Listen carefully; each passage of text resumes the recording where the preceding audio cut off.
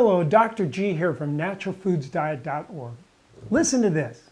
Last year, one of the big fast food companies had a nice $1.38 billion profit, which allowed them to pay their CEO $8.75 million in compensation.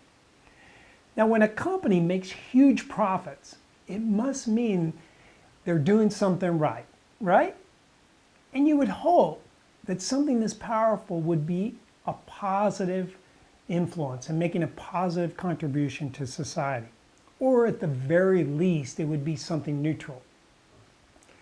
Now, I realize they hire a lot of people and the money made from these wages paid out stimulate the economy. But if you look at it, the average worker doesn't make quite as much as the CEO. In fact, a typical worker would have to work 1 million hours to make what the CEO does in a year. That would amount to 100 years on the clock. But I digress. I was talking about the contribution these companies make to society. Now we do see the obesity rates are up to 70% in these companies' focused markets like lower income and minorities. Now I think here we can see the harm they do. Diabetes and other chronic diseases are exploding in these populations and most others. But there are those of us that feel we should leave the free market alone. If people are dumb enough to fall for the marketing of junk food, they deserve to die, right? Well, that's what organizations like the Center for Consumer Freedom, promoting personal responsibility and promoting consumer choice.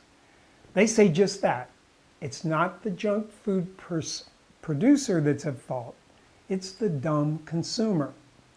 So the Center for Consumer Freedom is funded by the fast food companies to promote personal responsibility. Now, how do these companies thrive amongst the death and carnage they create? Seth Godin, he's a marketing blogger, and he said, the big food companies are brilliant, relentless, focused marketers. Check out Seth's recent blog post entitled The Perfect Crime. Here Seth points out that these marketing campaigns actually change our culture. The junk food marketing strategies are like battle plans as these companies go to war against their competitors and against the population. Now, lucky for us, there are a few executives out there that actually have a conscience, and they're breaking ranks.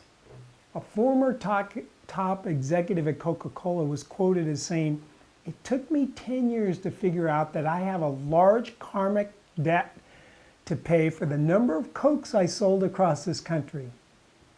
Now, he came clean.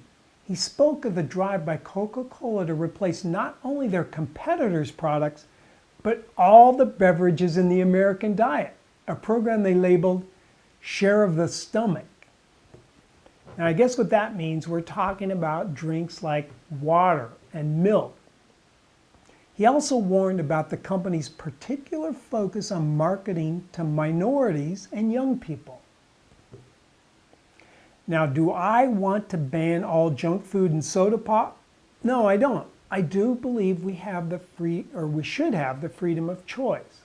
But when the choice leads to the early death and disease of millions of people, restraints should be placed to level the playing field. Because I think life and health are actually good.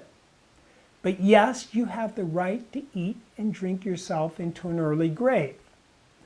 But just as society protects us from bridges that'll collapse and maybe kill a couple hundred people, it should put some kind of restraint in place to reduce the death toll of the millions that die from junk food.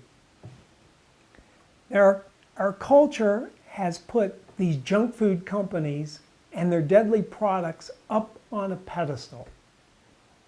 Now, have you been damaged by deceptive marketing?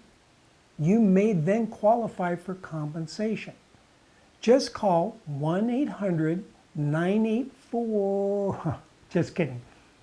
But if you want to reverse the years of damage that junk food and junk beverages have inflicted on your body and mind, check out Nutritional Balancing, It's our program at naturalfoodsdiet.org. This is Dr. G. Thanks so much for watching, and please subscribe to the channel.